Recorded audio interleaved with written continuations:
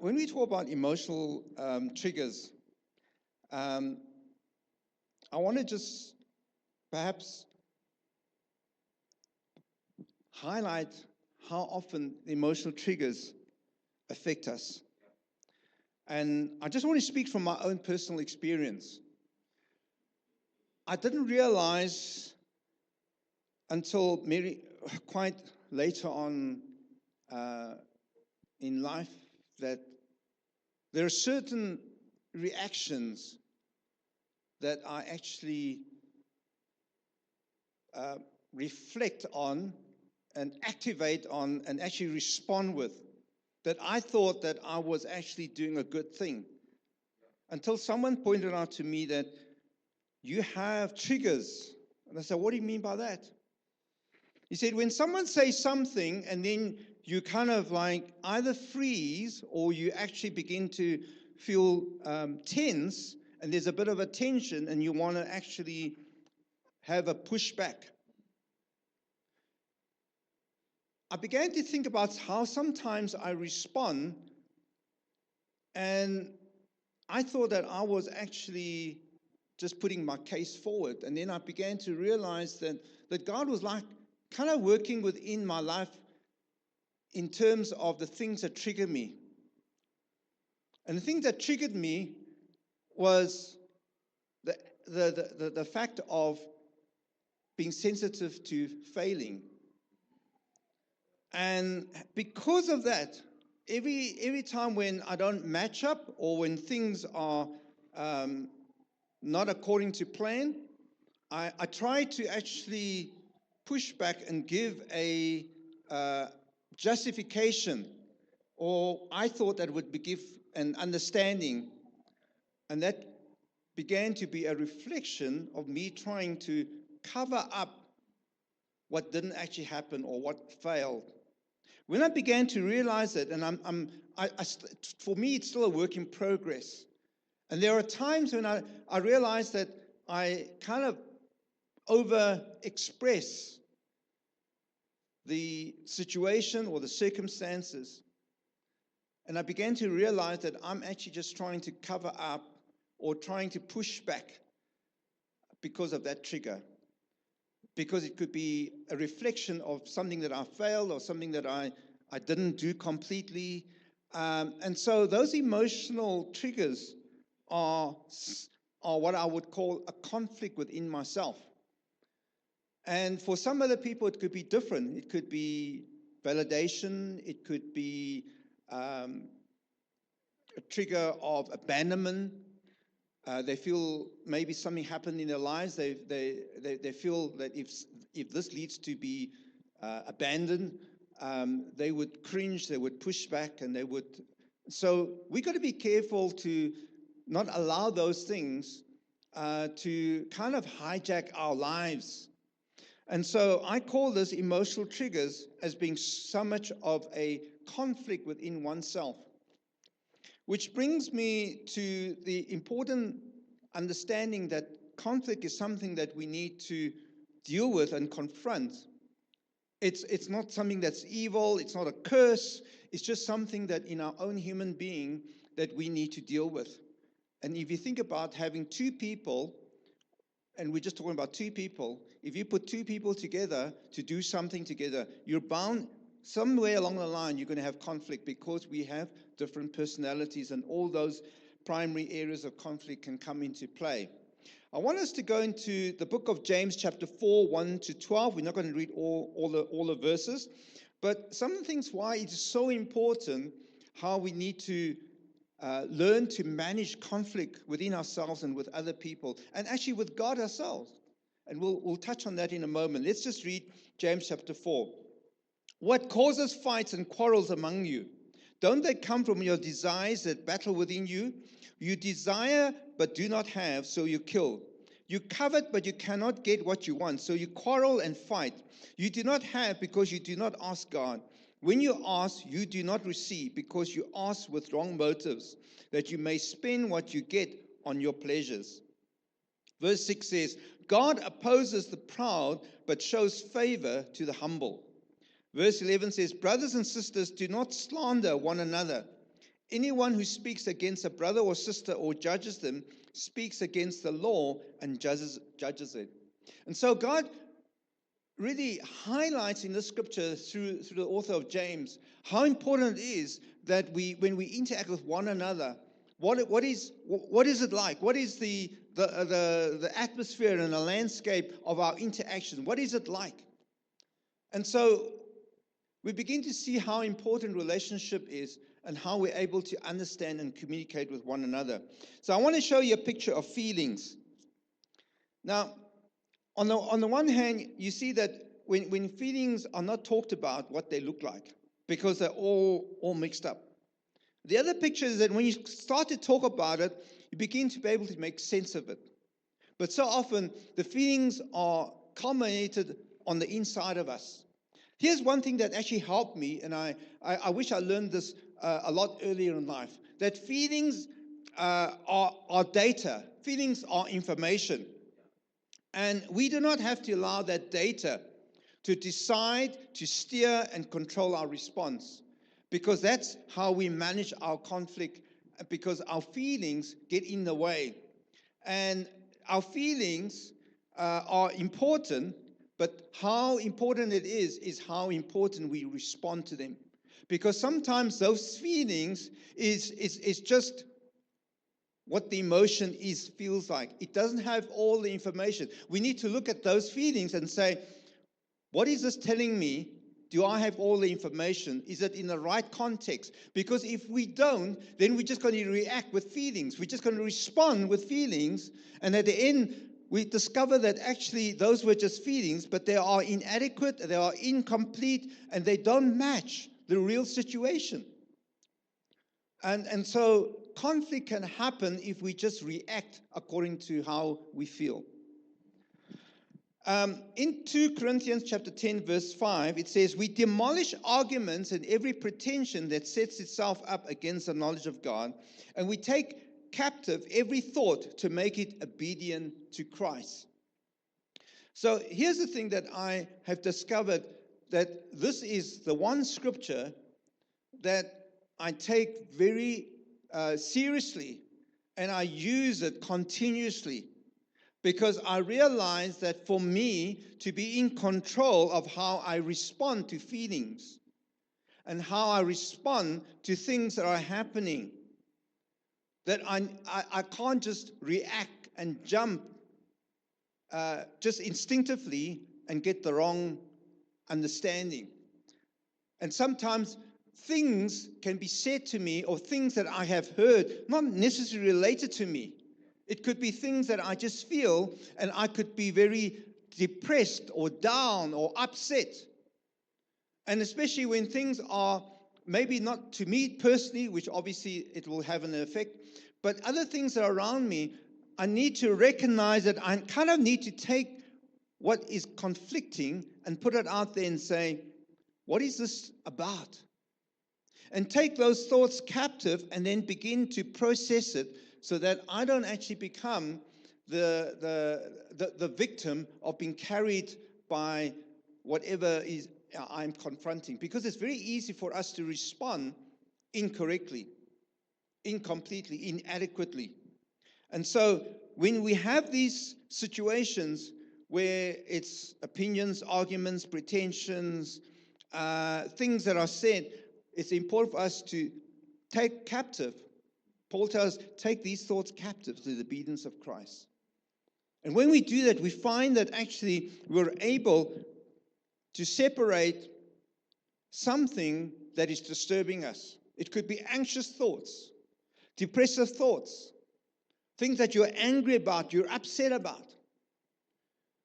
If we don't take hold of that, it can actually take us where we wish we didn't go. So conflict is inevitable. I want to give you 2 quotes. The first one is by Nancy Ortberg. Conflict is a fabulous tool for growth and formation. Why? Because we have expectations, we have perceptions, and we have miscommunications. So if we look at conflict, although it's inevitable, it can be used as a tool for growth and formation. The next one is a quote by Leslie Parrott, who speaks an author on relationships. And it says there is no intimacy without conflict. And I want to just talk about this in an area of friendship and in a marriage or in a family where we would like to have intimacy in those kind of relationships so that we can feel safe. But here's the thing, that then we need to learn how to deal with conflict, because here we have to fight for intimacy. And why do I say you have to fight for intimacy? Because the road to intimacy means that you're going to come across conflict. And if you understand conflict, then we will then work in the conflict such a way that that conflict begins to turn into understanding and restoration. And so conflict becomes just what we have to go through, because intimacy is only developed,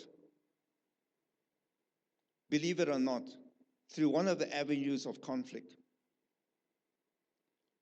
It's not automatic. You know, you can love your wife or your husband and your family, but there's bound to be conflicts. It has to be developed and cultivated for us to get that intimacy, that safe, and that place that we can feel strong in, or to be restored in. So I want to also say to you that conflict will test relationships. It will test relationships in the workplace, in marriage, in family, in team, in groups, and also in church.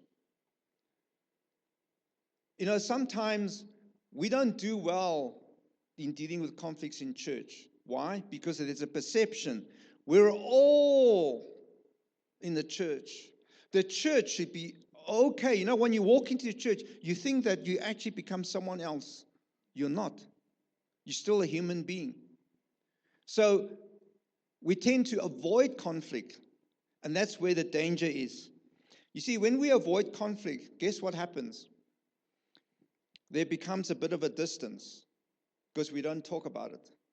And then that gap between to be bigger. Eventually, there's no space for relationships because it's absent. So conflict avoidance doesn't help anybody. We need to learn how to manage it. So I want to just show you a picture of managing conflict. It calls it the conflict continuum. I got this from one of the consulting articles called Women in the Marketplace. They consult businesses, organizations, and churches. And so in this diagram called conflict continuum, conflict exists that ranges from healthy to unhealthy. On the far left, you see it calls peacemakers, but you can also see that on it, it's called artificial harmony, because you see, when you avoid conflict, you are actually promoting artificial harmony. Just because you are kind of not entering into it, you're not touching it, you kind of lock it away, you close the door, you have some harmony, but actually it's artificial harmony. On the far right are those who engage in condemnation, destructive behavior, and we call people mean-spirited. They are mean. So on the far, you get a peacemaker or peacekeeper, and on the far other side of unhealthy, you get condemnation. Now, here's the thing. When in between those spaces, there is opportunity for us to speak truth. In the healthy segment, we're able to speak truth. We're able to understand there are differing opinions, and there are also new ideas. So if we're going to be dealing with healthy conflict, that is what we will experience. On the other side, if we are entering into the unhealthy part of conflict, what will happen is that you will sense there's personal attacks and there will be destructive behavior. So the issue is that we have the power to choose to manage conflict in a healthy way or in an unhealthy way. However, with understanding, with having a conscious effort on our side as people, as human beings, with understanding and putting it into prayer, we can choose to become not so much peacekeepers, but peacemakers, to approach conflict in a healthy way and to promote understanding, to promote growth, and to promote stronger relationships. And in fact, in that strong relation, we could come up with innovative solutions. So that can, what was a conflict can actually become a good thing, because now we're able to actually advance and grow.